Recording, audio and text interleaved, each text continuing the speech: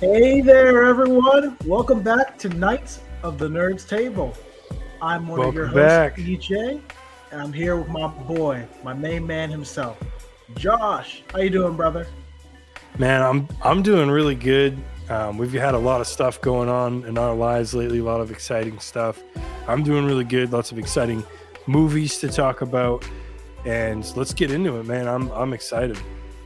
Yeah, bro, we've had crazy stuff going on. We've been keeping up with the channel and everything, but just to let everyone know, I just got married. A Congrats, couple weeks ago. congrats. Josh gave a kick-ass speech at the wedding. Just want to tell him excellent job on that. Just want to Thank tip you. my hat a little bit to that. And Josh also got engaged, so he's gonna, tie the knot. What, later on this year, October, September-ish? Yeah, we're looking at probably Yeah. like October-ish, somewhere in there. So exciting stuff. You're married, I'm getting married. So we're doing the life thing. We're playing the game of Yeah. life and spinning the wheel and seeing what happens. It's exciting Exactly. stuff. Passing all the rites of passage. You're just grateful you're not back in my village back in Ghana. You'd have to fight a lion before you're a man in the tribe. Is that how it works? Is that how it works? Oh, yeah, absolutely. You gotta fight Chief the of the lion. tribe has to like bare fist fight a lion, and then the victor is the new chief. Yeah, you're the man now. Yeah. What's Not it a man of called your in Black village yet. Panther? Oh, what's it called in Black Panther when they need it the up there and trial. they have the battle to anybody can like kind of challenge the king for the throne. Man, I forget what Oh. that's called, but yeah, I'm getting Yeah. those vibes. No, exactly. Yeah. So at least we have it a little bit easier here. But yeah, man, the great thing about you coming down for my wedding is that right before the wedding, my future wife to be and your sister let us sneak Yes. away for a little bit and go watch a really cool movie, right? Yeah. We don't get to do that a long time because like you're up north, I'm Yeah, down here, so We don't get we to don't see do that. all these movies and shows and stuff that we talk about. Very, very rarely do you and I get to enjoy them in the same room together. So that was a really awesome opportunity. And you're exactly right. I literally hopped in my truck with my fiance and my other brother and his girlfriend, and we all drove for like 16 hours straight. I got there, got some nachos and these little buffalo chicken ball bite things. They're pretty good. Literally, I'm like pushing 24 hours with no sleep. I had driven all day, and I'm like, Yeah. I gotta see this movie.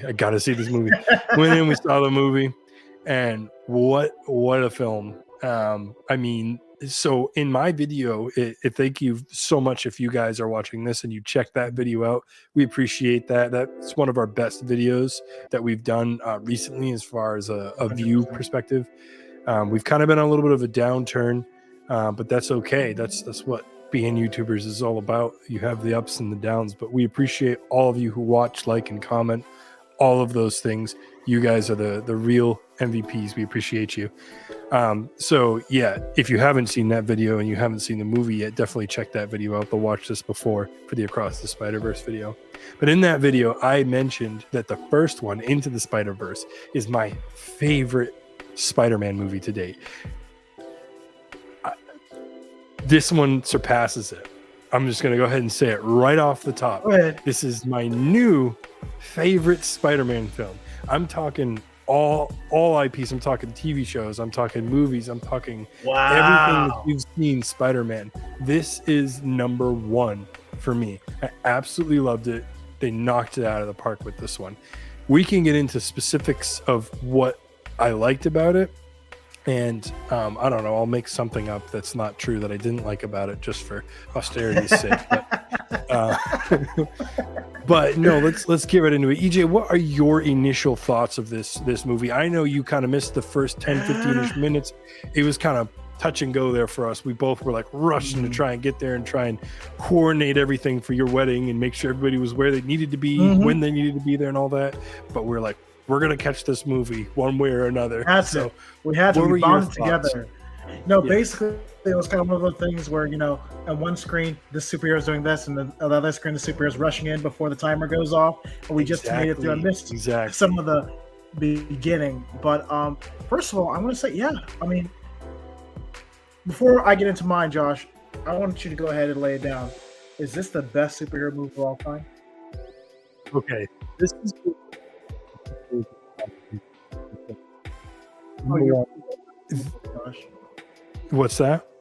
No, you're back now. Okay, good. Okay, I was gonna say number one for me. The difficulty is all of the other movies that are on that list for me. Like, let's just call it my top 5 superhero movies of all time. I have seen every single one of those movies more than once. I've mentioned on the channel before that I saw the first Into the Spider-Verse movie, I think like 5 times in theaters. Like, it was a lot because we had that discount theater down in Virginia, which was super clutch. Right. You'd watch a movie Yeah, I for know, $3 in the theater. We don't have that up here, so I'm probably not going to spend, $18 to go watch it again and again. Yeah. But I do want to see it again. And when I do eventually see it again, I think it'll help me make that call a little bit better. But it's definitely up there. But before I crown it, before I officially give it that title as my favorite or my personal best superhero movie of all time, I do want to watch it at least one more time. But it's up there. It's definitely going to end up in the top 5. There's no doubt in my mind. Make sure you don't already get, it's top 5. too carried away with the hype. But I mean, Josh, we're kind of on the same page here. This movie is cinema. It's a work of art. And the one thing, there's multiple things I like about it, but what I think is very interesting is that I know in the superhero genre, at least for theaters, we're really used to seeing live action for our feature films, right? Cartoons, animation, that's usually for either younger audiences, right? Or it's for like Cartoon Network or Disney, wherever that show may reside on, Disney Plus, whatever it is, right? Into the Spider-Verse creates a engaging animation, an engaging animated movie, while at the same time keeping some of the adult elements and making a very cohesive and very beautiful tale about a young boy coming into his own. The animation is beautiful, and it's not just there for eye candy, it is there to tell stories. Because when you're going to the different worlds, if you notice, there's different colors for each world that gives you a show of where you are. And there's different colors, and there's a different art style. Each world you go to, the animation, the art, the way it's being created and presented is different than what you have in one of the other universes. So yeah, you're absolutely spot on. So for me, it was one of the smartest animated films I've ever watched in my life. But what I mean by that, I just mean by just how much effort was put into it, not just to be something that's pretty or just to entertain. It was just it was cinema. And I was just really impressed with the way they kind of pulled this all together. I would have to say it's one of my favorites. I think it's better than the one that came before it. Is it my favorite Spider-Man film of all time? I really like Spider-Man 2. Maybe that's nostalgia. But if I'm honest with myself, I do think this movie is a better film than Spider-Man 2. Nostalgia will always get me with Spider-Man 2 because I just have so many memories with that movie. And that's something that we constantly try to like our best to sort of wrestle with, because as content creators we're like, well, yeah, we want to share like how we feel and what we think and all that, but we also want to offer let's try and take our emotions or nostalgia or biases out of things and look at things objectively as well. And provide like somewhat of an objective. We can't completely be objective. We're human beings, but to try to be 100%. somewhat objective with what we're thinking and how we're analyzing these movies. And objectively speaking, this movie is incredible. You have the story that they have with Gwen is so good because they take her. Real quick, guys, we'll just go ahead and say this, spoiler warning. I was just thinking that too. So we are going to be, in case you didn't catch the title of this stream, we are discussing the Across the Spider-Verse movie and the Flash movie. We're going to touch on both of those movies, and we are going to be getting into spoilers. So if you haven't seen those films and you don't want to get spoiled, definitely click off and go check out our other videos on our channel if you'd like. And feel free to check this stream out afterwards. Get some family to sign up. Yeah. Tell your friends, your family, your uncle, your aunt, all the above. Yeah. So they take Gwen through a story. So you have Miles growing up and his sort of coming of age, but Gwen as well. And they do such a great job having two main characters and movies try that a lot, sometimes more than two, sometimes they have multiple, and we've seen it flop miserably. We've seen it really just fall on its face, and this movie nails it. The other thing that this movie nails that no other movie's done like it is the multiverse.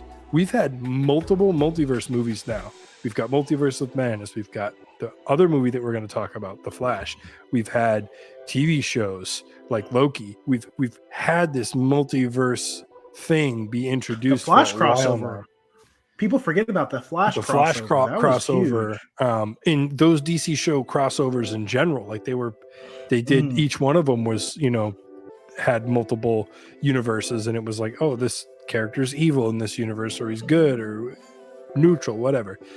So this movie did that better than any of those other movies, because a lot of times what happens with that is things are like convoluted. I think one thing that's very difficult to communicate when you have a movie on a scale that has so many different characters from so many different spots, it's really difficult for more than like one or two of them to stick out. It's really difficult for more than a couple of them to be memorable. Every single character that's introduced that has any sort of amountable dialogue in this film is memorable.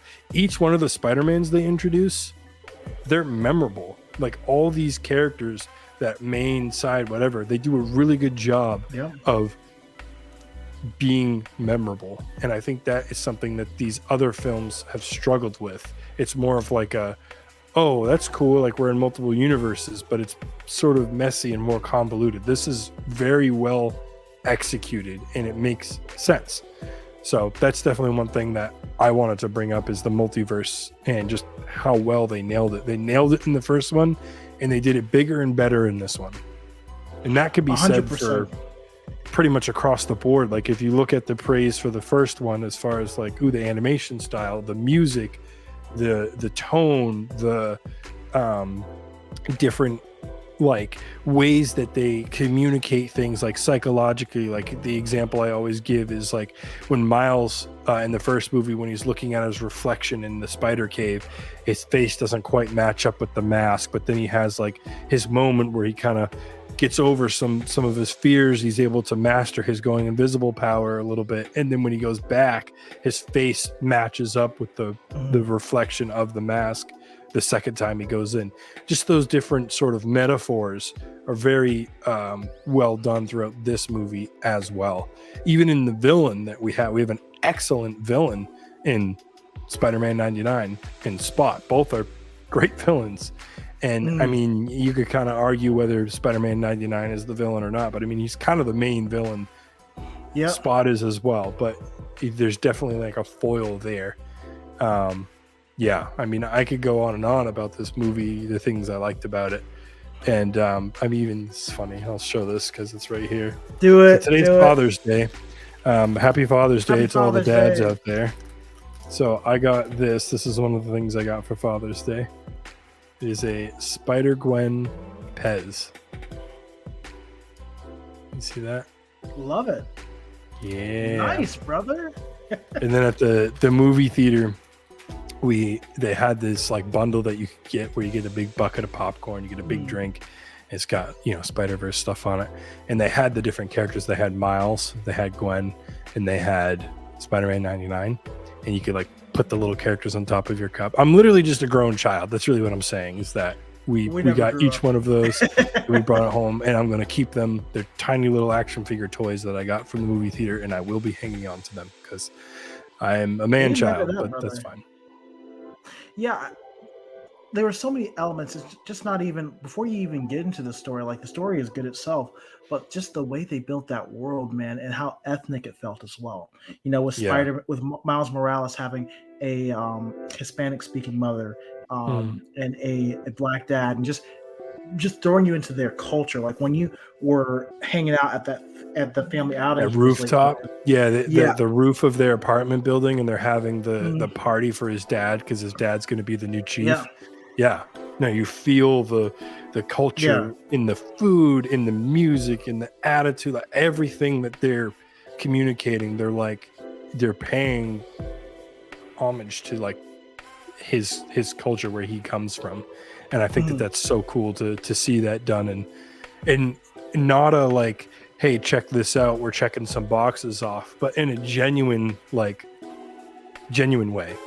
It's really the best. Oh, 100%, 100%. And that's part of, I think, the challenge of doing that sometimes, because for Academy Award reasons, like, certain films do have to have a certain amount of like a part of diversity in them, and a lot of these films do sometimes just feel like they're just checking off the box, and it cheapens both those characters and cheapens kind of the overall message. You know what I mean? Yeah. Whereas this film did it very naturally, and it was just there, and it was just something where you were able to immerse yourself into this world. And I just really loved his mom, his dad, and they just came across as very authentic, and not just being thrown in there. Who was your favorite? I feel like a lot of people have similar answers to this, but I just want to explore this a little bit with you. Who is your favorite Spider-Man in this film that's not Gwen or Miles? It's not Gwen or Miles. I mean, I really liked, and forgive me if I have the wrong name, the one that was kind of like this, the rock and roll guy. Yeah, Spider-Punk, Hobie. Spider-Punk. He was so funny. He was it's funny too, because he in the comics, he oftentimes says it's not Spider-Punk, it's Spider-Man. He didn't give himself that name. He gave himself the name of Spider-Man, but other people dub him Spider-Punk. But yeah, he was awesome. He was a great character.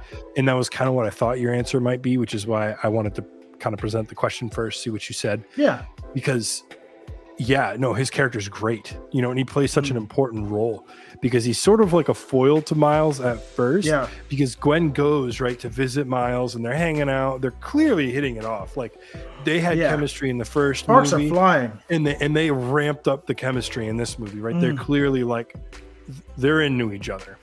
We know how the birds and the bees work, ladies and gentlemen. They're into each other. They're interested. Their spidey senses were tingling. Yes, indeed.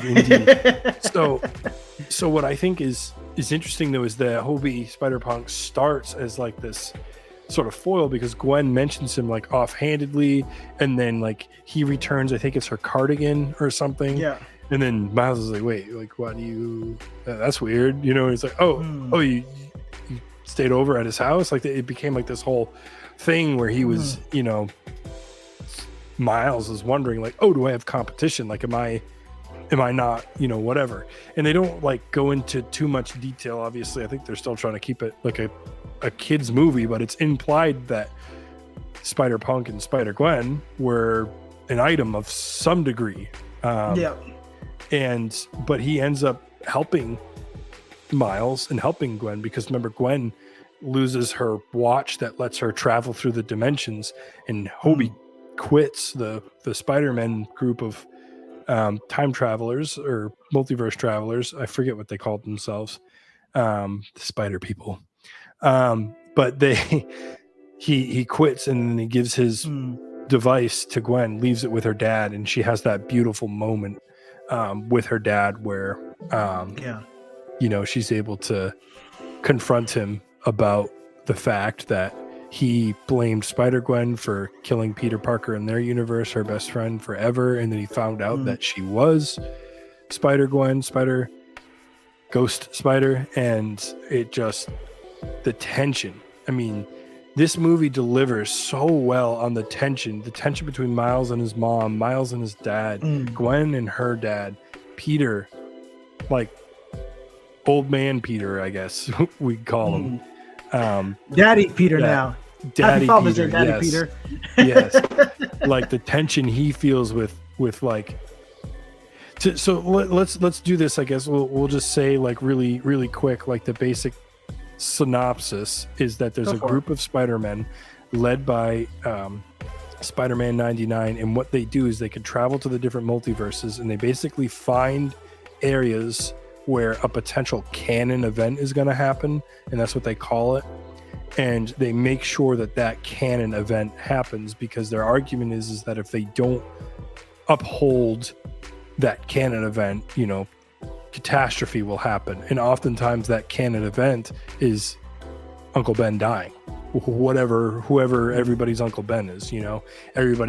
Not everybody it's their uncle. Some of them it's their dad becoming the chief of police. Some of them it's their uncle, their uncle, their aunt. in Tom Holland's case.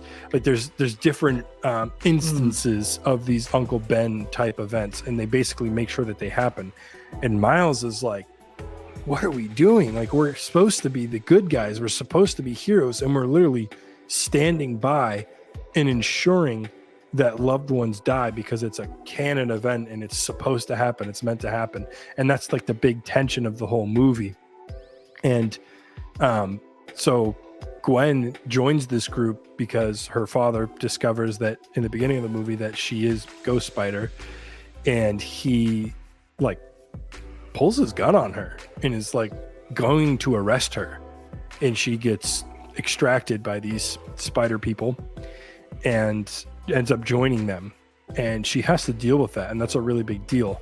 And it is so beautiful. Like, I know I was tired and I drove through the night to watch this movie, but I was tearing up because it is so touching and moving when they're in Gwen's world, and the way they paint the colors, the literal color in the room changes to the emotion. You've got like the bright pinks or the blues when they're like really, really sad, or like the red for the anger, like the color, the background changes, and it's beautiful. So, I mean, yeah, I can't gush about this movie enough. I know we're kind of jumping around a little bit, but I wanted to just give a quick basic synopsis so that when I start explaining some of these different things that really hit home for me, that it makes sense. What are your thoughts on some of what I've said there? Yeah, so first of all, it's very reminiscent of what Tom Holland did in his last movie. What was it? Homecoming. Was it Far From Home? Sorry, Far From Home, right? With Tobey Maguire and everyone. Far From Home. No, it's not Far From Home. Was it? Is that what it's called? I keep on getting mixed up. No Way Home. No Way Home. No Way Home. There's so many homes, you just get. Homecoming was the first one. Yeah. Far From Home was the second one, and No Way Home is the next one. No Way Home. The last one. So that's the same, I guess, conflict that he had with Doctor Strange. Because remember, Doctor Strange was saying that regardless, these villains, Green Goblin, they die. They're supposed to die. They die. Have to die. That's just. He didn't say it, but that's basically what he was saying. It's a canon event, right? So Tom Holland felt the same way. He was like, well, I don't believe this has to be the case. We can save these guys. That's what Spider-Man is supposed to do.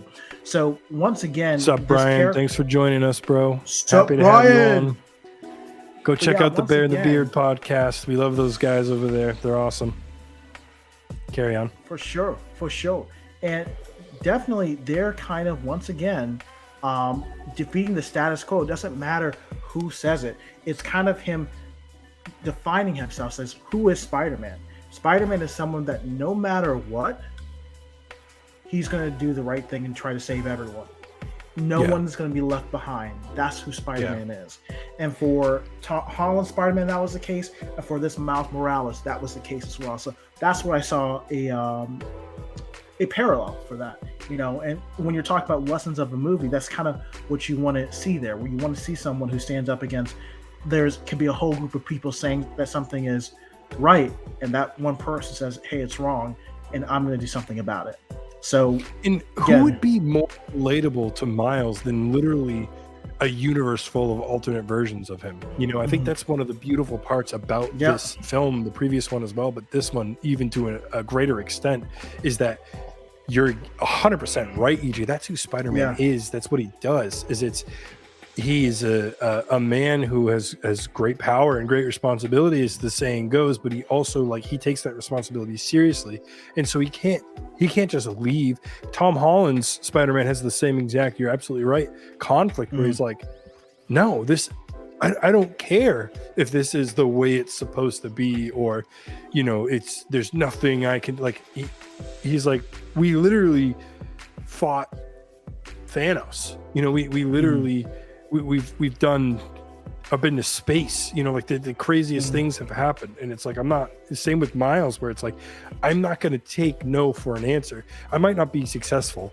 I can't save everyone, and a lot of Spider-Man's early journey is learning that. I mean, that's the first lesson he learns in Uncle Ben, is like, he could have saved Uncle Ben and chose not to. So that's what really makes him into who he is. And then moving forward, he might not always be able to save everybody, but he's gonna try. He can't do that like sit back. And it's crazy to me that every other Spider-Man is on board with it. They're like, no, this is what we do. But slowly Miles is the one that says, no, this might be what we're doing, but it's not what we should do. And I really like the way that they have that conflict throughout the movie. 100%. And the one thing you have to mention, obviously, since it's the kind of a coming together for Spider-Man, this movie is not just about a great story about Miles Morales and Gwen. This is also a celebration of Spider-Man.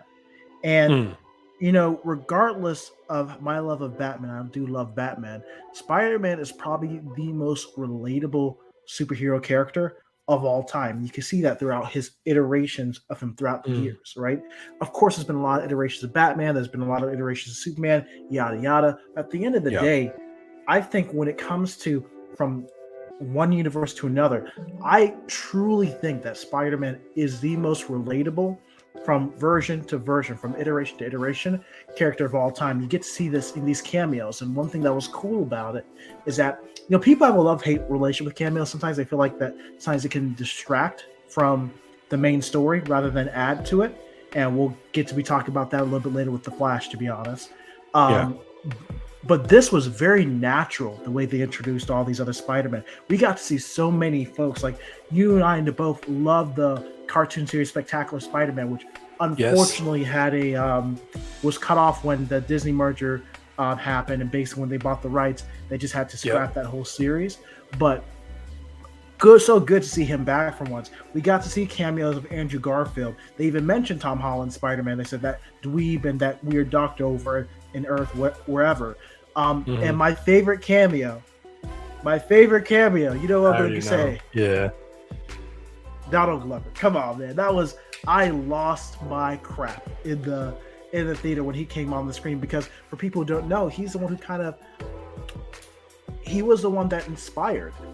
I go over this in my video, and basically the short version of it is that Miles Morales as a character was inspired by a fan casting of Donald Glover as Spider-Man.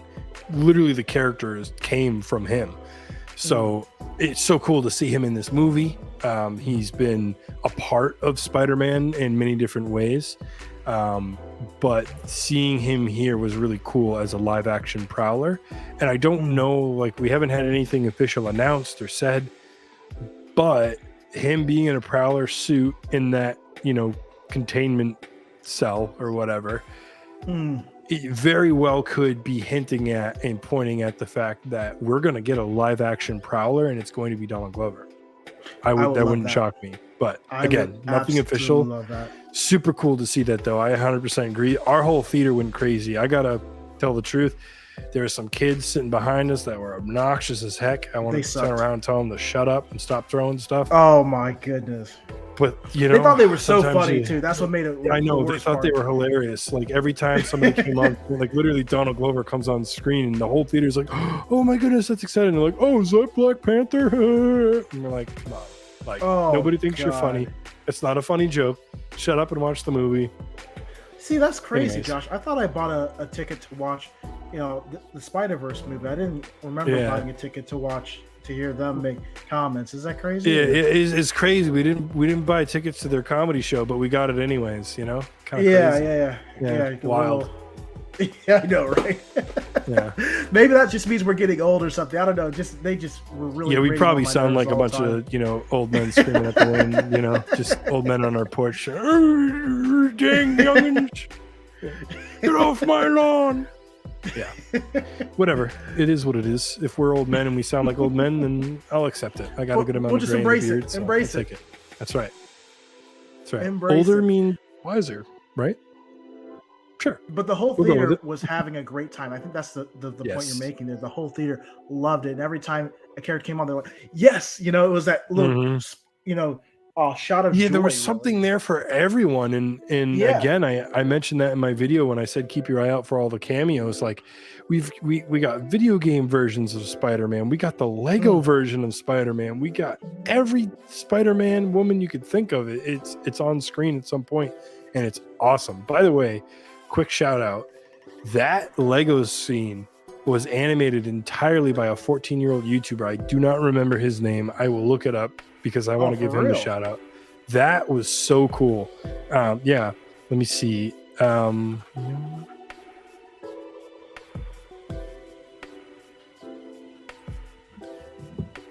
Yeah, go look that up. That'd be chill to figure out. Yeah, I just thought it was so cool that they went and they found this. I might mispronounce this name. So yeah, it says it right here. At just 14 years old, Preston Mutanga recreated the trailer for Across the Spider-Verse using Legos and shared his creation on social media in January of 2023. He tagged the producers of the film and wrote, "I recreated the entire Spider-Man Across the Spider-Verse trailer in Legos. Sounds downright adorable, right?" Wow. Yeah, so he tweeted at them basically because he recreated the whole trailer in Lego on his YouTube channel, and they liked it so much that they hired him. That Lego scene that you see, which is wow, so cool, by the way, that Lego scene, that was awesome. I loved that. Yeah, that was a 14-year-old YouTuber. So awesome. We should hit him up and see if we can get him on the channel. Number one. Number two, I know, right? ask him for some tips on how to grow your YouTube channel. So apparently he knows how. Let me see if I can find his channel. Yeah, that'd be really see if I chill. can find his channel real quick, and I'll throw it up here. Now, that'd be really chill. That'd be really chill. While you're saying it, but yeah, I just wanted to add as well. I mean, the one thing that was really exciting for me too, because I didn't know if they were going to dip this far, but making references to the MCU was cool. Showing a picture of Andrew Garfield in his movie. Come on. Yes. Yep. That was awesome. That, like, everyone jumped, and I'm glad to see we're having an Andrew Garfield renaissance, because he is kind of sometimes the awkward middle child Spider, the live action Spider-Man, but it's good to see that he's finally getting his dues now as a character that we really could have loved even more if he had been given better material. I think a lot of times from a story perspective. But yeah, so I found his channel right here, Lego Me underscore the OG. Lego Me? It says, "I'm 14 and I animate CGI Lego stuff for fun." This kid only has 205,000 subscribers, which is crazy to me. That's wild that he animated a scene in this movie. So go give this guy some love. I'm going to throw it up on the stream real quick, but let's EJ, do go it. ahead. Yeah, no, I mean, it's just great that we're finally kind of giving him a little love as well, Andrew Garfield. And the fact that he was able to come back and obviously No Way Home and to make an appearance here, kind of like just his old footage, stock footage, but still, it's nice that people are kind of recognizing that he was a very, very important to the Spider-Man mythology as well,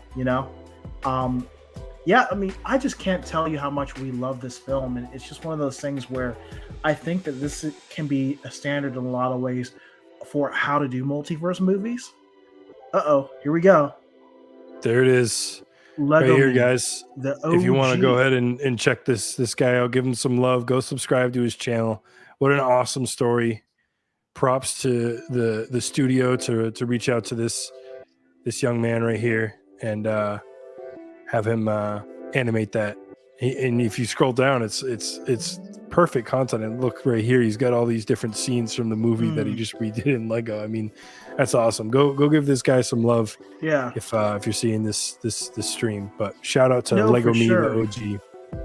And that's good for them to embrace the fan base as well, because there's some studios that don't necessarily embrace their fan base as well, and it can make some issues. Like certain folks like that do well. Sony does very well with that. Another group that does very well with that is the Sonic community. Like, even though, let's be honest, there's some weird Sonic fans out there, but the fact that they will go out and they'll use fan art and stuff like that, kind of embrace, have that interaction, just makes you feel a little bit more appreciated because we're all enjoying this product together, Yeah, that's awesome that he was able to do that. Yeah, I didn't mean to sidetrack us or anything, but I wanted to give him a shout out. I just thought that was such a cool story, and really neat that they did that. Really cool scene to check it out. So let's go ahead, EJ. It is time for our illustrious rating. It's time to give this movie a final rating. So now, for those of you who are unfamiliar, typically with our ratings, we do 1 through 5, and we do shields, swords, and I forget what Dieter's is. We've done it a couple different ways. We've also done 1 through 10 before. So the truth is, I started the sentence off by saying, hey, here's how we normally do it. But to be honest, we've kind of switched it up a few times. Yeah, quite a bit. So let's do out of 10, and we'll do swords and shields. And if Dieter were here, he would do whatever his is. Mine's pretty easy. 10 out of 10 swords for me. This movie's incredible. I hinted at it before. I love this film. I really want to see it again so I can figure out where it falls in my top 5 to see if it is that number 1 slot or not. But outside of that, to get into my top 5, you got to be a 10 out of 10 in my book. So 10 out of 10. I love this movie. If you haven't seen it, go check it out. It's incredible. EJ, what about you? Wonderful. And I'll give my rating, and after we give our rating, we're going to get into the Flash a little bit. Before we do that, we'll probably take a little bit of a minute or two break because I need to run to the restroom anyway. So just kind of give the audience a little bit of the option there as well when we take a break before that. But as far as the rating goes, you know what, Josh, I got to go ahead and do it. I got to go with the facts of the matter, and the facts of the matter is that this movie deserves 10 shields. I can't lie to you, Josh. I cannot lie, Papa. it's 10 shields. There's nothing. I was trying while we were prepping for this to think, what is wrong with this film? Yeah. And so really quick before we move on, and take our little break, what can we say is wrong? What can we criticize? Because like I said earlier on, we try and offer, unbiased as much as we can thoughts. Yeah. Maybe... is there anything that we can say that, about this film? I mean, I had a really hard time coming up with anything myself. What do you think? I mean, maybe there are times where the pacing was a little choppy, where it kind of took a little bit to get to the main point. That's maybe it. But it was imperfect, not necessarily distracting. There's not much I can criticize this film, really. If you gave me this film and said, EJ, perfect it, I wouldn't be giving too many notes back to the director on this. This was really well done, really well animated. And we didn't even get this, but the voice acting was wonderful. The voice acting was next level. Yes. Point. So everyone kind of knew their assignment and killed it. A shout out to, I think his name is Shameik Moore. I believe that's how you pronounce his name.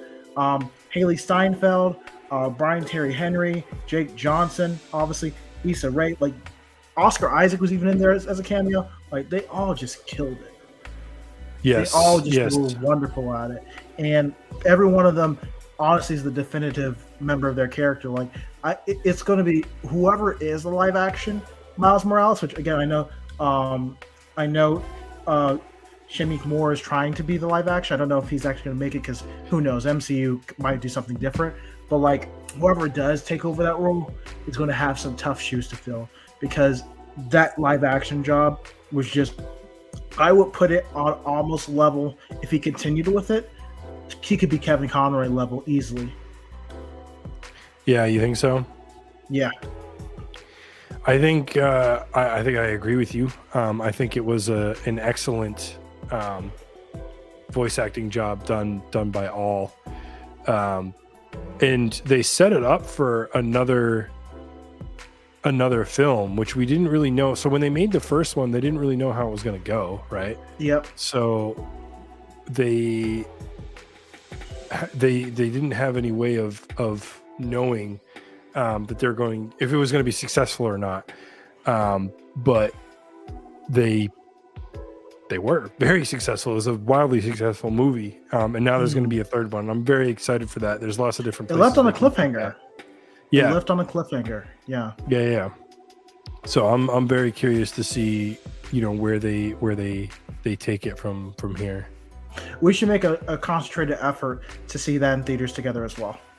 Whenever it Yeah, comes out, so we got to make it one a thing that concentrated we effort. we forgot to mention off the top is we actually did see the first one together, because that was We when I was did. living in Virginia. So we were We able gotta to see finish that it. one together. And Now we and gotta this one, finish. it worked out timing wise that your wedding Yeah. was happening at the same time. So that's awesome. But we love the movie, both of us. You have the Knight's full endorsement. Go check this movie out if you haven't seen it, guys. If you're here, you're hanging out, you're watching this afterwards, drop a comment, let us know what you thought about the movie, if you saw it, what you liked, what you didn't like, all those things. We're going to take a quick break. We're going to be right back, and when we get back, we'll chat about The Flash and what we thought about that movie and our feelings on that. Again, spoiler alert, spoiler warning for that. We'll give another quick one before we get into things. But again, we're talking about cameos and talking about the movie and what happened and all of that. So be prepared. If you don't want spoilers, then definitely don't watch. Absolutely. Thanks, guys. We'll we be will back be in right about back. 2 minutes. Yeah.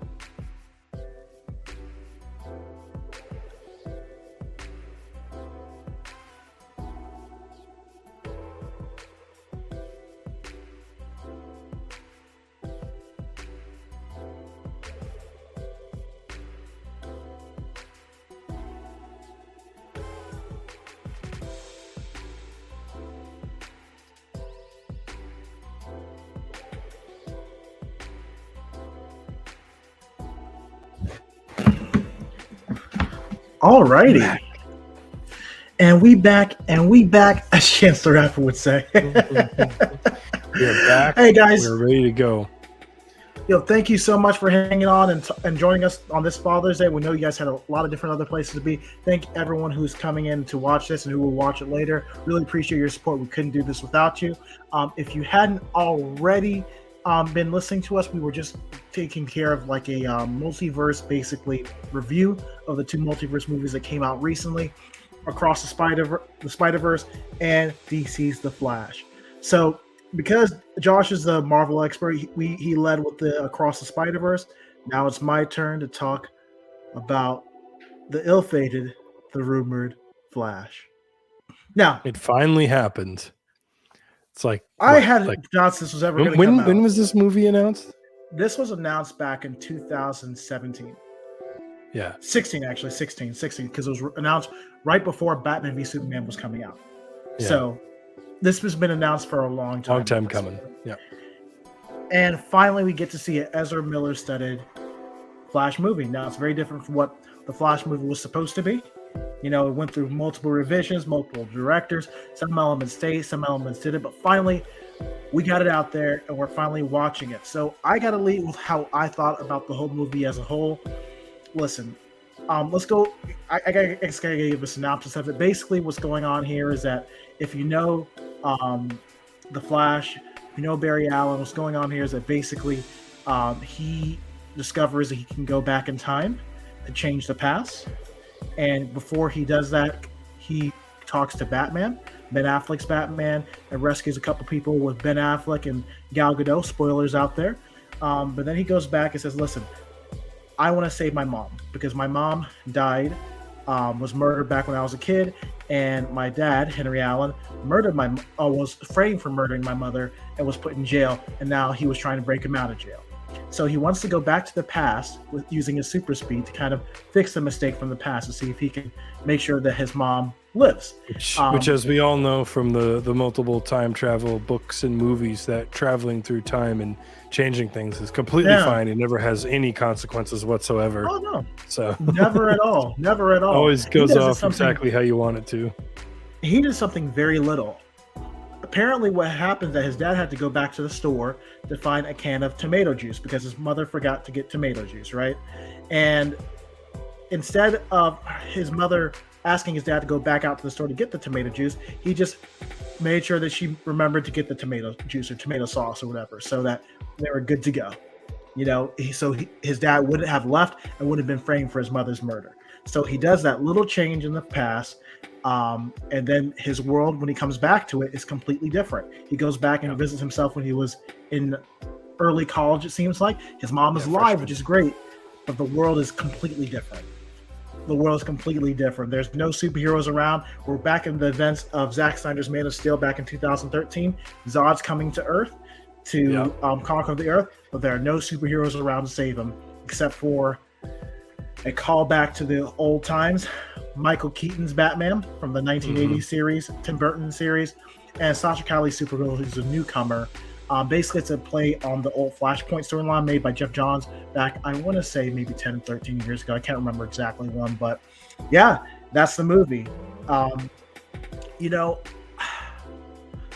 Josh, there are a lot of good things about this movie. There are a lot of good things about it. The first thing is that Ezra Miller, they put on a great performance. Like, they were legitimately funny at some times. At points, it was a little cheesy. I'll be honest. There are some points that just like, okay, that's a little too much. But they were a great actor, and they also played off of themselves very well. Because if you look at the technology they had to do to replace his face and play two versions of himself throughout the movie, that's cutting edge technology that hasn't really been done before that much. And the fact that it looks very seamless and very natural is awesome. So the special effects, even though I'm going to give them crap on some things later, that was good. That was really good, actually. The Ezra Miller interacting with Ezra Miller, or in the movie Barry interacting with Barry, was excellent. It was done the best I've ever seen on TV. You know, we've seen this before for sure, you know, where you have similar actors or the same actor playing two different characters on screen at the same time. But this was done so well. Like, the movie that comes to mind, funnily enough, is Parent Trap with Lindsay Lohan. That's a classic. And that was done well for that time, you know, for what they had available 100%. To them. That was cutting edge technology at the time. Yeah, I think the way they did this was so well.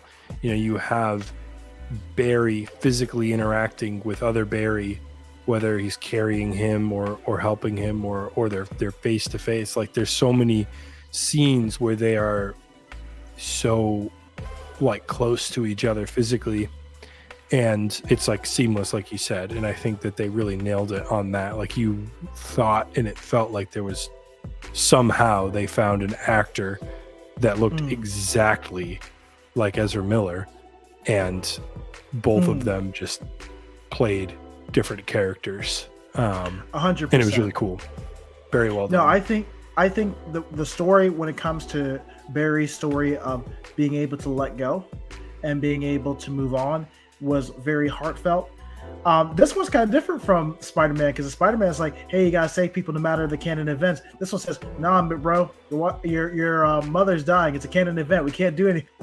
Yeah. You know? Yeah. I mean, spoiler alert, like the whole movie is he tries to travel back in time, messes some things up, gets knocked out of his little chrono bubble by one of the villains, which ends up actually just being the younger Barry, but from a different point in time. And he ends up in a very touching scene, and again, I think they did this very well. He ends up interacting with his mom in the grocery store again. And originally the Flash had gone back and he put the tomato sauce in her shopping cart, but then at the end of the movie he goes back slightly after he went back before and takes the can away and puts it back. So he effectively causes his mother's death by removing that can, and it's him just accepting like this is something that has to happen. But what he is able to do is he's able to take all the tomato cans and put them on the top shelf, so that when his father goes to buy the tomato sauce later, he looks up and looks into the camera, or at least the camera could see his face. And so he's able to exonerate his father from the charges of his mother's murder. So effectively he's able to save his dad, but he had to carry on with letting his mother die, which you're exactly right. Yeah, the one thing I'd also say is that, like, if that was the case and his dad's on camera, his dad probably doesn't go to prison to begin with, but whatever. I'll let that go. I'll let that go. If your lawyers would pull that up at the store in the first trial, then what are you paying them for? Yeah. Well, the point that they were trying to make around that was that the footage was really choppy, but then thanks to next level technology from Wayne Enterprises, shockingly enough. Yeah. I know. Ever heard that name before? You might know someone there. Yeah. They were able to clear up the footage like years later. Yeah, it is kind of a spotty, point, I guess, but whatever. You got to have the tension. You got to make the story. And before I hand it off to you to kind of give your thoughts, because this is the first time I'm going to be hearing what you think of it. The other thing I'll mention that I really liked about the film is the opening sequence. When Barry Allen teams up with Wonder Woman and Batman to grab these villains and make sure this pathogen doesn't get it out with there, that felt like I was watching a Timverse, Justice League on Cartoon Network. It felt really seamless. Most of that felt really good, and it was just good to see all those guys interact. It was like good seeing the boys back in town. It's like it's been a long time since I've seen Ben Affleck's Batman and Gal Gadot's Wonder Woman and Ezra Miller's Flash, just all interacting. Like the last time we saw them, technically was in Zack Snyder's Justice League, all three of those guys together. And if you count that's actually filmed in 2016, so that's like 7 years ago. Yeah. So it was really good to see the band back together. But yeah, there are a lot of good things about this film. I'm going to get into the problems later on. Josh, what are your initial thoughts of the film, The Flash? This is the first time I'm hearing this. Well, I think that the movie sucked. I think that it's probably one of the worst movies. I'm just kidding. I just want to make you mad. I thought it was a good movie.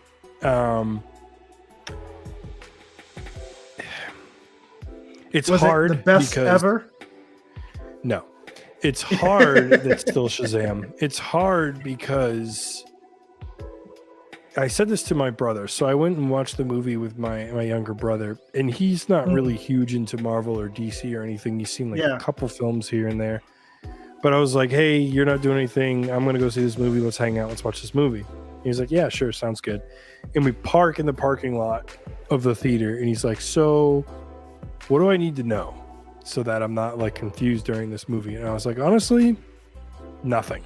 Because they're hitting the reset button anyways. So it's really hard to gauge how much of this even really matters. If there's going to be a sequel, if Ezra Miller is still playing the Flash, like there's all these things we just don't know. And so I'm like, honestly, just sort of approach it like it's a one-off, like approach it like it's just a regular blockbuster movie that doesn't have any other context around it. I kind of explained a little bit of context for him after the movie, just so he could understand like Zod was a character that was introduced in the Superman movie, and that's what ticked Batman off, and that's why they had Batman versus Superman. So like I gave him like the quick rundown synopsis after the movie to sort of fill in some of the blanks for him, but honestly it wasn't entirely necessary. So that fact that it is sort of like we waited so long for this movie and we don't really know what the future of the DC universe is, it makes it hard to really have any sort of strong opinions about the film. That aside, as a standalone film, as I told him to approach it and as I kind of approached it, I think it's a good movie by itself. I think it is good. Not without its issues, but some of the things I really liked. I liked the way that they introduced the speed. The speed felt like it was fast, and it was different than kind of what they had done in previous Zack Snyder films. I liked the different colors of the Speed Force. So you have Barry's, like, so regular Barry, his lightning is yellow, right? Yep. And then in the previous Zack Snyder films, though, it's blue. And it's blue when it goes back in time. And when he is like, whenever there's like an emotional scene, like when he's in the bedroom with alternate Barry and he's like doing the thing where he like builds like a pillow fort for him or whatever really fast, his lightning is blue in that scene, but he's also looking at the photos of his mom and him growing up together, which is memories from this Barry that Barry never had. And when he's talking to his mom in the grocery store as a stranger, his lightning is blue.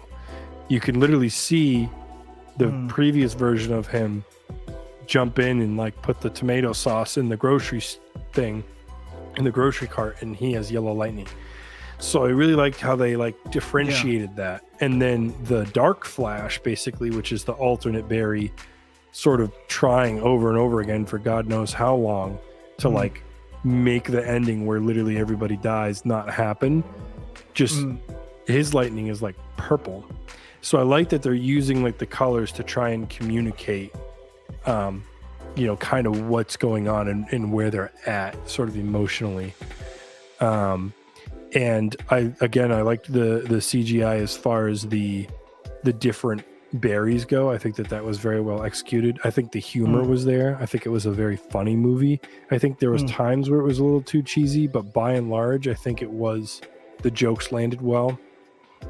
I think the one about Back to the Future was hilarious, and the reason why is because the actor they said played as the main character Back to the Future actually was the Back to the Future actor for a week, and then he got removed. So that's they like filmed a bunch of scenes with him and everything, and then So that was funny. The roommates and the dude sticking his leg up, like there was definitely some like funny parts. Barry taking Iris back to his apartment and her being like, wow, I expected it to be messy. He's like, yeah, haha. And then he, you know, leans everything on the pops thing out. Everything pops out of the drawer and whatnot. Seeing a little Barry butt, a little flash was yes. Yeah. So I'm glad you brought that up. One of the things that I liked most about this movie is they gave us a Flash origin story in a really creative way, because we get younger Barry gets his powers and older Barry loses his powers.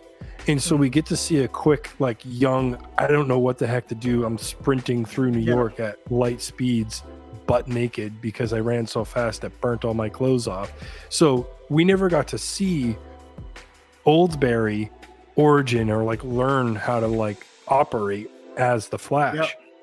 And we get a little snippet of that. And they do it in a clever way to where it's like, they don't start the movie by being like, hey, let's go back 10 years ago. And this is what it was, you know, they do it in sort of a cheeky sort of way. And I thought that that was smart. And I liked it. I liked seeing a couple minutes of like, because if you think about it, it just makes sense. If you had that kind of power and you were just like, oh, this is awesome, and you just start running and like phasing through walls and stuff, like, yeah, you're gonna end up in your downstore neighbor's kitchen, you know, butt naked. Yeah. Or you're gonna like run through the streets and cause like a huge catastrophic accident because you're a human being moving at, you know, incredible speeds. Like, there's going to be physical worldly consequences when you don't know how to control and safely do that. And that's something that would take time to learn. I like how they communicated that. So I think Michael Keaton was really good. I think he did a good job of really adding to the film, but not stealing from the film.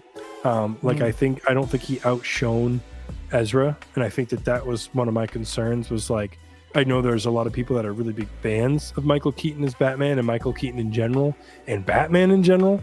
So I'm glad that the scenes that the various Batmans were in didn't feel as if they took away, but just simply added to the film. And then one last thing that I'll bring up for now before I kick it back to you is I really like how they did Supergirl, because we're used to seeing Supergirl as kind of happy-go-lucky. Yeah. But because this is an alternate Supergirl, a Supergirl that loses Kal-El and is put into like a Russian pit in like this giant concrete cage. So she's so far away from the sun, and is probably like experimented on and, you know, whatever else by these Russian military mercenaries, whatever they were. And that's going to make someone who's not happy-go-lucky. So to see her like be angry and be kind of violent in like if she snapped Zod's neck, there would be no backlash. There would be like, no, that makes sense for that character. You know, people didn't like it when Henry Cavill's Superman did it. That's a very controversial moment in this film universe's history. But yeah, I think it made sense that she was darker, that she was more brutal, I guess, and more like angry because of what she went through and what she had to deal with. I think that landed very well. So those were some of the big highlights for me. How did you feel about seeing the old gang back together, Gal Gadot and Ben Affleck, for those couple scenes? The only complaint I have is that they tried to do the whole lasso thing again. That wasn't as funny as they did that bit back in Justice League. That one feels odd for me, mainly because I feel like Batman's someone that doesn't get caught off guard as much, you know what I mean? So he kind of is a little bit more stoic. I didn't feel like his joke. I wasn't even so bothered by the Batman one as I was as the Barry one, because I just feel like that's like, that one was just too cheap. It was like, oh, I know what sex is, but I've never had it. And it was like, well, why are you saying that out of nowhere? Yeah. Okay. Like, I get it because it's like the lasso of truth, but I mean, comic book nerds across the world, feel free to correct me if I'm wrong, but my understanding is that it's not that when you're ensnared you just start spouting off random embarrassing facts, but more so that you're forced to tell the truth. So if Wonder Woman says, Barry, have you ever gotten laid? Then he would say, well, I know what sex is, but I've never had it. But like, he just randomly offered that information up. You know, and that's I just agree not with what the you. lasso Like, trick does. Yeah. Right. And I agree with you that it's like, we kind of already did that joke, and I don't mind, you know, recycling a good joke, but sometimes it's like, we kind of already did that. And if you're going to recycle a joke, the rule is you have to make it better. That's the rule, right? If you're going to do it again, you got to do it funnier. It's got to be funnier. You can't just do the same thing or worse and call it good. So yeah, that's definitely a good example of some of the comedy that didn't land for me. But I'm glad to hear that it didn't really land for you either.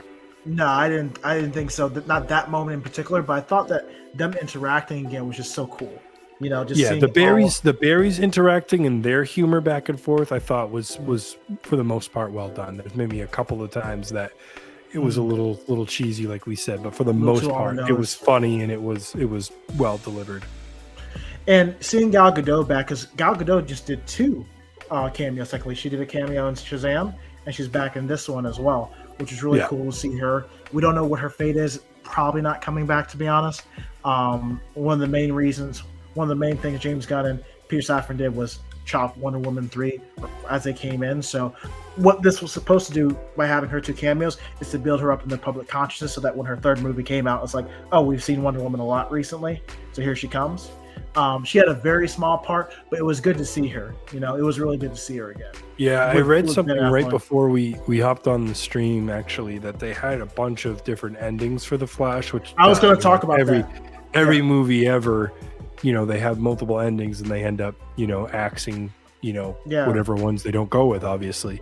And she was supposed to, in one of the endings, appear yet Yeah. again at the end.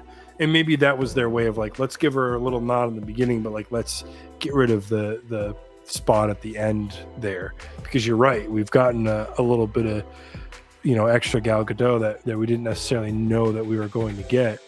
And what does that mean? But again, that's what kind of cheapens a lot of these cameos for me Yeah. in the movie in general, is because it's like it's hard to get excited about what's next. I could be excited about this film and whether or not I enjoyed just this film, but outside of it and moving forward from it, what does it actually mean?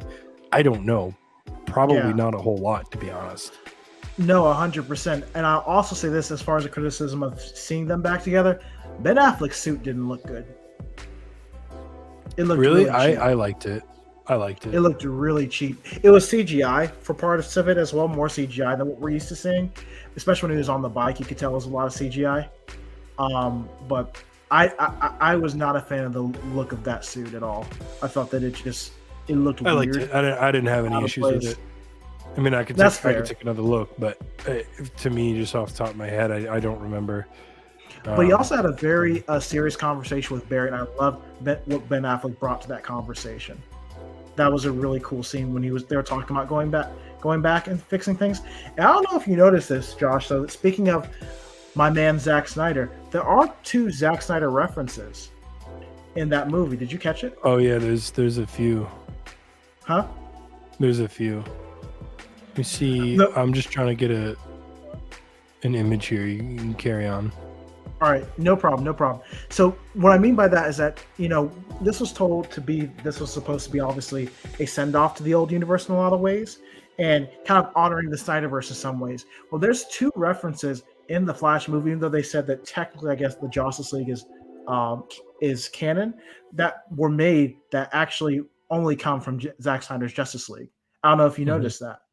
So the first one is when he's talking with Ben Affleck's Batman, talking about going back in time. Did you notice that he said, it's not like just a few minutes like I did back in the Russian city? Yeah, I remember that. And that only happens in what? Zack Snyder's Justice League. That doesn't happen in the Justice League. So that was kind of a call out to that. And then when he meets Iris West says, I feel like I've seen you before. Maybe it was a That dream. again is only that. Yeah. Yeah. So I don't know whether canon. I don't think. I mean, canon is weird for the DCU at this point, anyway. But I definitely see that there was some call-outs to Zack Snyder's Justice League, which was kind of cool. Yeah, I think again, it's like, but what does it actually mean? I Exactly, think that's the Right. the tricky part, because we're sort of playing with a half deck here. We don't have a full Yeah. deck. We don't really know truly what's happening, what's going on. So it's hard to again get like excited about the future or whatever, but it's like, was this really call outs? And I guess this is a really good segue for us to get into some of the cameos that happen at the end, because all those cameos, and we can kind of discuss them, go over them a little bit, but all those cameos 100% were just fan service. Like 100% They were fan just service and look at this. deep cut fan service for the most look part. at this. This is interesting, isn't it? So let's talk about probably one of the most interesting ones, Nicolas Cage as Superman. Did you, first off, question, did you, when you Yes. saw him, before you saw his face, did you know it was him? Yes. Because I So literally saw like hair and immediately was like Nick Cage. Immediately, and then of course they showed his face. yeah, And but I'm the like, only yeah. reason is because I seen the artwork beforehand. So back in the 1990s, they were going to reboot Superman again. And Tim Burton, who had directed the first two Batmans with Michael Keaton, was supposed to do a Superman movie, and he was going to have Nicolas Cage be his Superman, and that was his outfit. That was the artwork for his outfit. Back in the 90s, I don't know if you knew about that, but I'm sure you kind of did in some ways. But it was going to be called. I did, yeah. That's Superman why I knew Lives. right away. Yeah, Superman Lives, and he was fighting a giant spider in the artwork back in the 1990s. So that was a full just cutout from that time, which again, nice fan service, but I don't know if the general audience would have gotten that joke. And that's my general critiques of the cameos. There are a lot of decent ones, but the problem is that a lot of the cameos were CGI. They weren't the real actors there. And a lot of them were super deep cuts where, like Nicolas Cage, it's nice to see Nick Cage. Anytime I see Nick Cage, I mean, it's a good time, right? But does the general audience know why he's there? You know, they're like, oh, that's cool. Adam West made one as well. Here's Christopher Reeves is obviously a picture of the bat suit, real quick, by the way.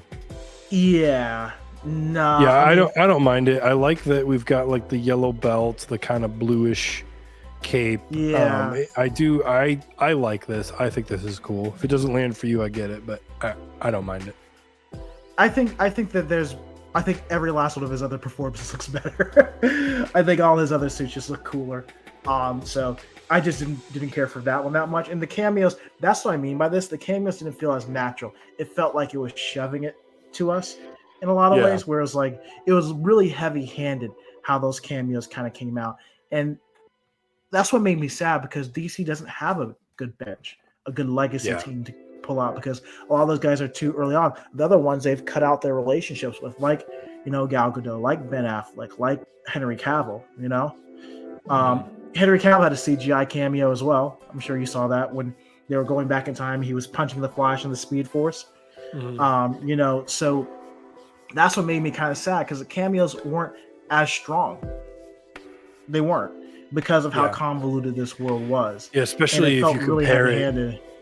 If you compare it to some of the other films that have had major cameos, like we've got No Way Home, we've got Across the Spider-Verse, loaded with cameos, and they nailed their cameos. Where in this sense, it just felt like random token cameos, you know, just like, hey, check this out, hey, check this out, hey, check this out, and then it's like, oh, they're kind of there. Is that really what we wanted, though? Is that I don't know. I mean, fans, let us know in the comments below if you're a fan of these franchises. Is that what you were looking for? Did you enjoy those cameos, or were they kind of did it just feel like fluff? Yeah, because they're not the real people there, first of all. I think that's what really kills it. And they're not doing anything with this. Isn't the portal scene from Avengers where these guys are coming out and helping you. They're just sitting there looking at you. You know, they're not like, doing like fish in a fish tank, you know, looking at the Flash, you know. Like, it's not really Flash doing is anything. tapping on the glass, and they're like, yeah, exactly. Hey, how you doing? And then that Henry, like Slater's Supergirl, which was a niche movie back in the day. Like, no one saw that. That crashed at the box office back in the 90s. Like, who saw that? And the fact of the matter that they did not include the CW Flash is just high crimes against humanity, in my opinion. Because Ezra Miller did cross over with the CW Flash back in his own Crisis event, and that was a multiverse story. That's why I don't like this movie as much, because I thought the multiverse story done on the CW was so much better, and it had huge cameos. It had Adam West Robin in there. That's a deep cut, right? It had Kevin Conroy appeared as an older, beaten down Batman in his version. You have Brandon Reeves, who played not Brandon Reeves, Brandon Routh. I mixed the names up. Brandon Routh, who played Christopher Reeve's version of Superman in Superman Returns in 2006. Like, we had a lot of deep cut superheroes, and Ezra Miller made a small appearance in there as well. And that one felt better from a fan service perspective and more natural than anything that happened in this film. And I think that's why, if I hadn't seen the CW, version, that's probably why I don't like this one as much. If I'm being completely honest with you, because that one had better fan service, actual people there, and it felt more natural than just, hey, this is heavy fisted. Hey guys, you're supposed to clap. You know that Yeah. meme by like Jeb Bush, who was the governor of Florida, who ran for president. He's supposed to say something, and he's like, "Please clap." Everyone Yeah. claps for him. Yeah. That's what I felt these cameos were. Yeah, I agree. You know, there was less excitement, and I wonder how much of that is us in the back of our minds knowing that it doesn't mean we're going to see Nicolas Cage as or as Superman. It doesn't mean like all this stuff, and then the final one at the end with George Clooney's Batman coming back, the old nipple man himself. Yeah. You know, that again, it just felt like more fluff, more like it doesn't actually mean anything. You know, they didn't really have any kind of role or anything that they were doing.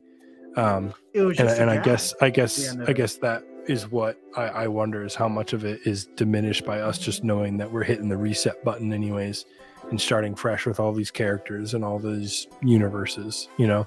And part of me was hoping that this movie would sort of ignite that with the multiversal craziness, but it didn't really do that, other than all it really did is it created this opportunity now to where they could drop any actor or actress as any character and be like, well, you know, Barry did some stuff, so now this person is played by this person instead. The only cameo that would have been really cool and that would have gotten that applause is, you know what I'm saying, my man Christian Bale himself. Now, if Christian Bale made an appearance, you know that theater would have been like, oh, let's go. In fact, I would have felt that would have been very cool. Yeah, Christian Bale Yeah. making an appearance would have been very cool. I wonder if they tried, you know. Well, we'll probably never know, but I wonder if they tried, exactly. even reached out. That would have been cool, but everything else, it's like, yeah, okay. Like, even George Clooney, that was a fun gag, but like, it didn't feel like, I was like, whatever. I was like, okay, so George Clooney's here. All right, cool. So he's whatever. Like, what are we actually like, oh, doing? he's still alive. Haven't seen him in a movie in a long time. You know, so Yeah. you know, and I think that's kind of what the criticism has to do here is that I get that James Gunn and Peter Safran are trying to build their universe the way it is, but I think that the way they have done it, even though rebooting it would have been fine, because I think it is the right move, the way they announced it is bad because they sunk the box offices of all these films as a result, right? And it's going to be hard because no matter what, even if it is quote unquote reboot, their brand is still tarnished by this. Yeah. You know, that's just a fact of the matter in this instance. So they just should have been done in a way different way. They did it very haphazardly. I think it's because both of them, regardless, are fairly new at their jobs and they don't know the ins and outs. They're rookie coaches in a lot of ways. Peter Safran was a decent producer. He produced a few movies here and there. Shazam, he produced Shazam, but also Shazam is a lower budget superhero film than most other ones, right? And James Gunn's a good director. I'm not saying he's not a good director. I think actually at this point you could say he's a good director. He's made a lot of good films out there. It's more like, is he a good executive? There's two separate things there. You know? Yeah, I think that's kind of what we're hitting here. It's like, all right, if you were gonna do all that, you have to have it appear more seamless than that. Because the way you're doing right now, I mean, I think let's talk about those endings real quick. Because you read the article, I was going to talk about it anyway, but there was 3 separate endings. You know, one where at the end of it you see Gal Gadot and Henry Cavill together hanging out because it's going to signify that we're going to get a Superman movie. I think that would have gotten way more excitement than George Clooney. Call me crazy, Josh. What thoughts? You're right, because we had Henry Cavill in an end scene and people loved it for 7 days until they were like, yeah. So I explained it to my brother John. Like I said, we went to the movie and I explained how that whole fiasco went down. I was like, it's like this. It's like you're working at this company, right? And you get a really cool job offer to go work for your old company that you loved. You absolutely loved that company, but the company kind of started to fail, so you had to leave and you went to a different one. But that company's back up on its feet now, and they're looking for someone to refill the position that you filled, that you loved doing, you were great at, and made good money doing. And you know what? You had a conversation with them, and they want you back, and you're like, yeah, you know what? I want to be back. I've wanted to be back since I left. I never wanted to leave to begin with. So I'm going to go ahead and give my 2-week notice and at my current company. And I'm going to sign a deal with you guys. And then about a week later, that other company comes to me and says, so you know how we said that we were doing good, right? And we wanted you back. We are doing good, but we don't want you back. We decided to go a different route.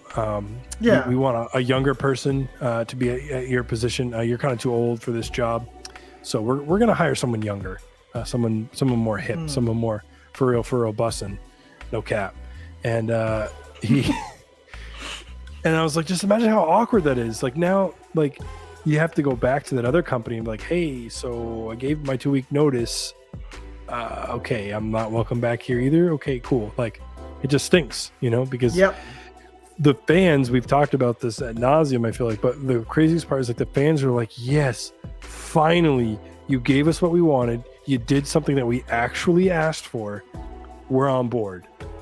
And then they were like, nope, we didn't do something that you asked us. We just pretended and postured like it for like a week. And then we pulled the carpet out from under you and the actor.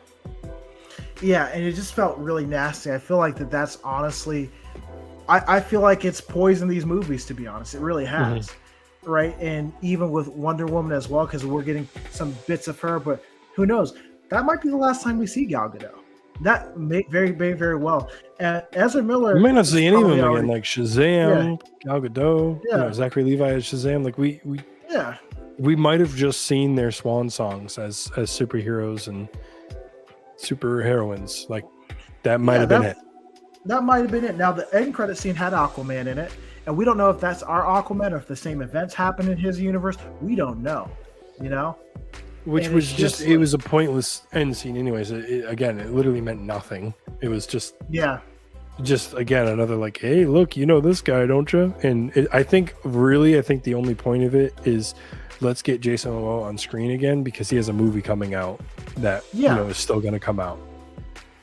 Yeah, we've got that and Blue Beetle and then Reset, which apparently Blue Beetle's supposed to be a part of the new DCU.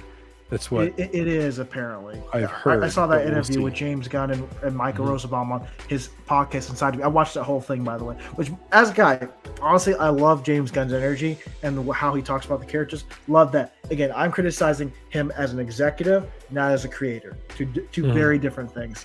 Right. What I'm talking about here, and because those things take different types of skills, right? It does, and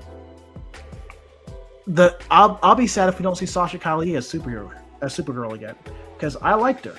her. I thought she was great for the role, and I think it's going to be sad if we don't get to see her again. There's also another version of that scene that you saw where Keaton's Batman, Michael Keaton's Batman in the universe, and that was supposed to spin off into a Batman Beyond movie where he was going to be an older Batman and have a Batman Beyond type of deal, Yeah. That's just the same old of the DC. Like I think that sours their movies so much, to be honest. Yeah, it's just like we've been saying in our phone conversations when we talk about stuff between you and me. Like it's kind of we're just in a weird wait and see. Like we've got these films coming out. Of course, we're gonna go to the movie theater. We're gonna watch Aquaman. We're gonna watch Blue Beetle. Like we're gonna watch these movies. We're content creators, number one, and number two, we're fans. We like these characters. We want to see them on the big screen. We'll go and watch it, regardless of our, hesitations. We're gonna go and watch these films, and maybe we'll like them, maybe we won't. I mean, again, I ended up liking The Flash, but I think I like it better as a standalone when I just remove all of the outside stuff from it and just look at it as a film. So do you want to go ahead and slap our rating on this and see Yeah, the one thing I want to go ahead and say as well is that you're also seeing this in the box office because I don't know if you've seen it. The Flash is projected to go lower than Black Adam right now, and that's a real shame for a movie that has the star power that's in it. You're talking about a movie with Ben Affleck, in Gal Gadot, a movie that was Ezra hyped. Yeah. You know, you had Tom Cruise and Stephen King saying it's the greatest film they've ever seen, basically. and you know? that was on purpose, by the way, because they felt like because of Ezra Miller's problems, they couldn't have him go out there and tell how great the movie is. They were trying to use other people to kind of hype it up. Yeah, and I mean, ironically enough, there's a Top Gun reference, and there's also Stephen King wrote the It books, obviously. So I guess you could make the argument that they have a vested interest, in the film and it doing well. So you and I talked about this. I mean, basically, you even asked me, you're like, hey, do you think that this is just a bunch of hearsay? Do you think this is just a bunch of nonsense? Yeah. And I said, yeah, I kind of think so. I kind of think it's just a lot of noise, because Tom Cruise coming out of left field being like, this is an incredible movie is like, whoa, okay, since when did we ask him? Yeah. And it's like, we both made the same point that it's like, it's sort of like the drunk guy at the party that's definitely not drunk, when he's like, he's like, I'm not drunk, and he's the drunkest guy there, it's kind of like, it's like that, where it's like, if you have to make this big of a deal about it, if you have this many like people coming out of left field to tell us how great this movie is, might not be that good, makes me a little bit worried, And not only is the box office showing, I don't know if you saw the Rotten Tomatoes. The Rotten Tomatoes right now is at 67%, which is still fresh, but that's under almost a lot of DC films. So to give reference, I'll pull it up real quick. Yeah, I mean, Zack Snyder's Justice League was at 73%, so even the critics agree that movie's better, right? We have, I think Shazam did better. I'd have to Shazam did way better. Shazam has a good. I think Shazam's in low 90s, high. Yeah, Aquaman 80s. Did better than that on Rotten Tomatoes. Black Adam didn't do as well. I think it was like 49% or something like that. But like that's very middling for the best movie of all time. This could be the best superhero movie of all time. That. Yeah, so I'll go ahead and throw this up on the screen for all of our people. And I think it hurt it honestly as well, because I think that you can't overhype things. Put our expectations somewhere different than where it actually was. Yeah, right here you've got 67, and then audience score. Yeah. This was up in the 90s, literally like yesterday. So this is starting to drop too. Audience score. And if you want to compare it to other DC movies, I mean, you can even Shazam. If you look Shazam up, we've got 90% for the first one, 49 for the second one. People. They really hate it. I don't know if you were talking about the second one when you referenced it earlier. I was talking about the first one. I very much like the first one. So did the critics. I thought the first one was good. I thought the second one was good too. I think they're being too mean to that one. Yeah, I thought it was a perfectly fine movie. Let me see. What else do you want to compare it to? Aquaman. Aquaman. Yeah, do Aquaman. Now, Aquaman is the most financially successful DCU movie. Made $1.2 billion. 65. Okay, so that's similar. This 2% lower, but I mean, this has also had like much more time to sit to settle out. Yeah, because I think Flash is going to come down lower too. I think definitely it's going to come down lower. Yeah. When it's just like, I think they hurt it by overhyping it. Honestly, like if James Gunn's out there telling me this is the best film, this is one of the best ones of all time, maybe the best ever, I'm like, yeah. Were me and you watching the same one? Yeah. They had articles coming out. Did you guys see a different version than us? Or yeah. Like, is it good? Sure, it's good, but it's not a bad film for sure. There's a lot of heart in there. Well, the biggest issue is that the storyline, again, and I'll go ahead and give my ratings now. So let's go ahead and go from there. Here's the deal. It's a mixed bag because this movie. This movie had more to do than any movie since Batman v Superman. And Mm. what I mean by that is that Batman v Superman had to have a Batman and Superman face-off, form the Justice League, give you a Batman origin story, give you a Superman continuation story, do all this. It had so much to do. The Flash is the latest film in DC that had so much to do. Had to give a convincing Flash story, a send-off to the old universe, and an ushering in of some new faces while giving off fan service. So that's a lot to do. Wouldn't you agree? Do you get my comparison here? Yeah. Oh, 100%. Yeah. It had a lot to do. So there's some really good things. The CGI when in regards to the face changing and the face and having two Ezra Millers in the same room, great. Acting was great. Even Ezra Miller with all their problems, great actor, did a great job. Sasha Calle, Michael Keaton, Ben Affleck, and Gal Gadot for the little bit they're in there, great. CGI in other places was rough. I'm talking to you, General Zod. Like that looked like video. When they came to that final battle, come on, that looked like video game stuff. It really did. It was really bad. You knew you were looking at a green screen. It took me out the film. I was looking at that. I was like, this looks bad. This is embarrassing for a blockbuster of this size. You're telling me it's the greatest ever. The story is convoluted and messy because it's not really supposed to be. Flashpoint's not supposed to be a multiverse story anyway. It's supposed to be an alternate timeline. And I will say the good parts is that it does have a lot of heart.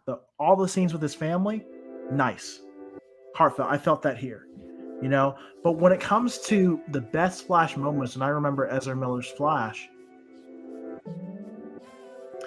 I don't know if it tops, and maybe you'll disagree. I don't know if it tops him running back into the Speed Force in Zack Snyder's Justice League, because that's the best scene I've seen of his Flash since, or even the scene where he touches the glass and it kind of breaks open. You know, that scene with Iris saving Iris is probably my favorite Flash scene. The baby scene in the beginning of this movie was interesting, but I think again with the criticisms. Did you give your number, by the way, before I? My number is 6.5 shields. 6.5. Okay. Yeah. So the thing that was weird is, so for those of you who don't know, this movie has received a lot of criticism for like shoddy CGI, which that seems to be like the new hotness. Is like every movie that comes out, people are like, oh, it was a shoddy CGI or whatever, you know. Hey Dad, happy Father's Day. Thanks for checking in all the way from Guatemala. He's on a mission trip with his church, so nice. Good luck there. Hope everything's going well. Thanks for tuning in while you're in another country. Checking us out. Appreciate you. I think so. This movie was criticized for its CGI, and again, that's sort of like a hot like phrase to say nowadays. Like, oh, the CGI was bad. Like, I feel like they say that about literally every movie that comes out ever.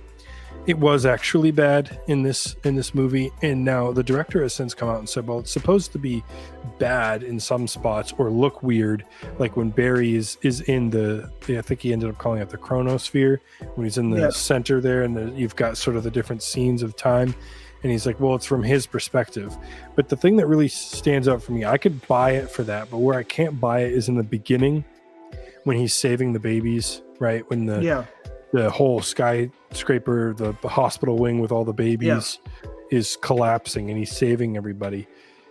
All the yellow and all the like kind of blurredness, like it takes away from it. And what I like so much about the Iris scene is from the previous movie is like when he touches that glass and when he sees the car flipping over and he like catches her and like all that happening is super detailed, and you don't have all that like blur and stuff. And as far as I can tell, we are also kind of seeing it from his perspective in that movie, so I don't know why we changed it so much, because we're not literally like looking out his eye holes. Like it's a similar kind of thing, it's just shown in a different light, and I think a lot of people were kind of put off by it. I wasn't in that scene. So I agree with you with some of the CGI stuff. We talked about some of the pacing. We talked about some of the jokes not landing. Talked about the cameos kind of being fluff, not really having a whole lot of substance. I'm with you, EJ. I'm going to give this 6 swords. I'm right in the same kind of area you are, where I think it's a perfectly fine movie. If you're a big fan of The Flash, go watch it. If you're a big fan of the DC particularly what Zack Snyder built, and you kind of want to catch these last few parts of it. Like I said, we're gonna watch all these movies. It's gonna be very rare that we recommend don't even bother watching it. So far, the only film I can think of is Wonder Woman 2.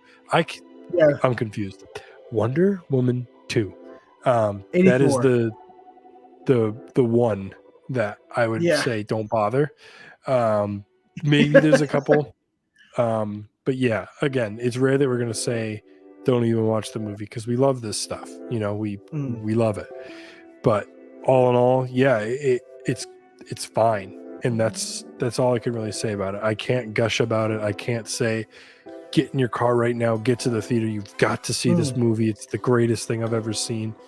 It's fine. Again, as a standalone movie, I'd watch it. It's on par with movies I don't know, like Taken, where you're like, yeah, you can go watch Taken one time and be like, that was cool, and then move on with your life. That's how I feel about this. Watch it the one time and be like, that was interesting. There was some cool parts to look at there. That was a cool story.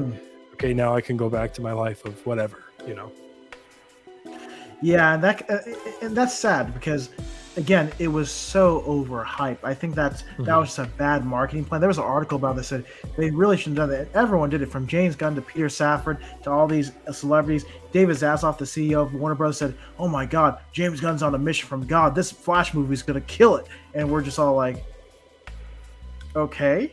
So you've piqued my interest now. You set the bar way up here, and then you fell under it, which makes it even worse. Because if you don't set the bar up here and you fall under it, then we don't have that expectation because you didn't set the bar there, but setting the bar there just makes it fall even flatter than it normally would because you set it so high, Yeah, and I like seeing Zod again, but Zod just didn't have much to do there. And Mike Shannon even said so in an interview recently, I don't know if you saw that, he was like, yeah, I was kind of just an action figure there, man. I just didn't really do as much as in the first one, not as important.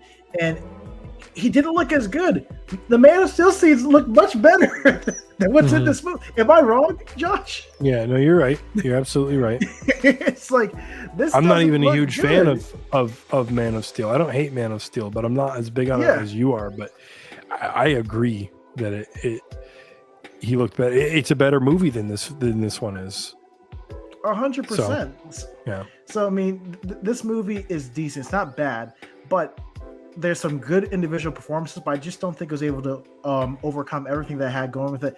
Ezra Miller's issues, the changes of regime, all the things it was supposed to do. At the end of the day, this was a butchered Flashpoint story because Flashpoint's not supposed to be about that. Yeah, I think the original story, I've said this multiple times, the original story, what they had from the beginning, where it was going to be very true Flashpoint, that's why they have the over-dramatized opening to Batman v Superman with Batman's parents, so you recognize those guys in the Flashpoint film.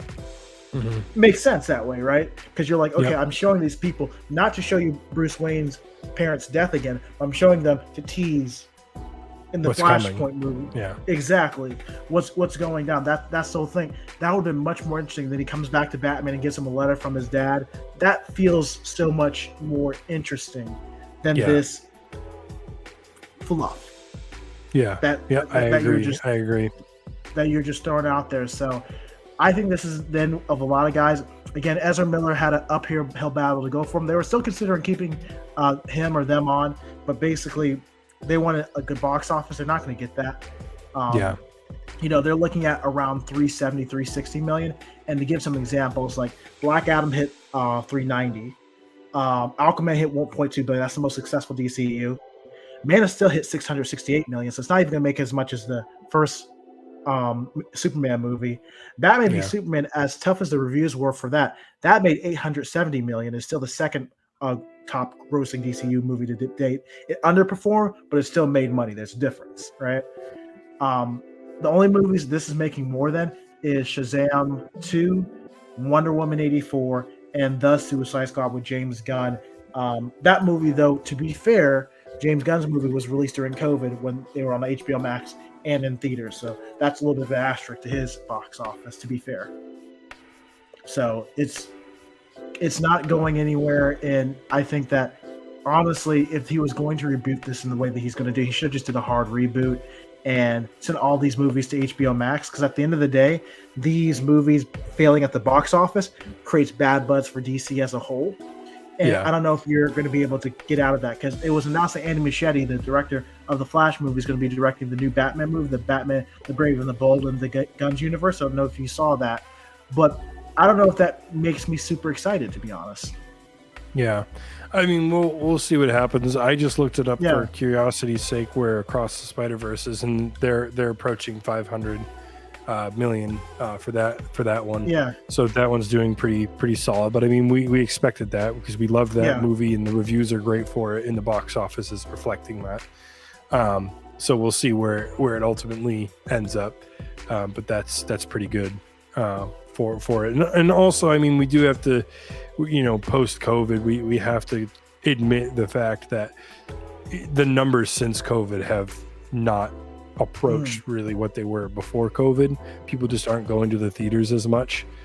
Things are not You have to staying pull in people in. the theater as long either. yeah. They're going to their streaming services much faster than they did pre-COVID. So yeah, that hurts your numbers a little bit, but still, like, you can tell from the reviews, tell from these films that we're talking about. These are films that came out recently, right? They're films in the same Yeah. genre, from the same studios, like, that did better than this did, and still were considered flops or considered not as successful as they wanted them to be. So yeah, definitely a disappointment in some ways, but again, a perfectly fine movie to go out on date night and watch if that's what you want to do. Yeah, I mean, the one thing that I would also add, I mean, DCEU hasn't had a financial win since 2018, Aquaman. That was the last financial win they've had. Every movie since. Shazam wasn't a failure. Let me be clear. It did okay. It hit like 350, 360 at the box office when it came out, which is decent. And for its budget, it's actually really good. So it was still successful, right? Not a mega hit, but still successful. Everything since Aquaman, absolute flaw. Birds of Prey, Wonder Woman 84, The Suicide, everything just has flopped in it. It's no wonder that they're rebooting it. But if they were going to reboot it instead of actually try to kind of continue what they had going, because before they were going to just get the old cast back together to see what they could do, that would have been interesting. And to be fair, the last time they had success is when they had Aquaman and a couple of those other characters. The best time from a box office perspective was Man of Steel to Aquaman. After that, Yeah. regardless, even with those films having the backlash they did, that was the time where they had the best box offices. Yeah, that's fair. And Wonder Woman hit 820 million, and they got nowhere near that ever since. Yeah. So, Yep. No, that's kind of our review. I'm surprised, Josh, that you had similar opinions of me. I thought you might like the movie a little bit better than I did. But No.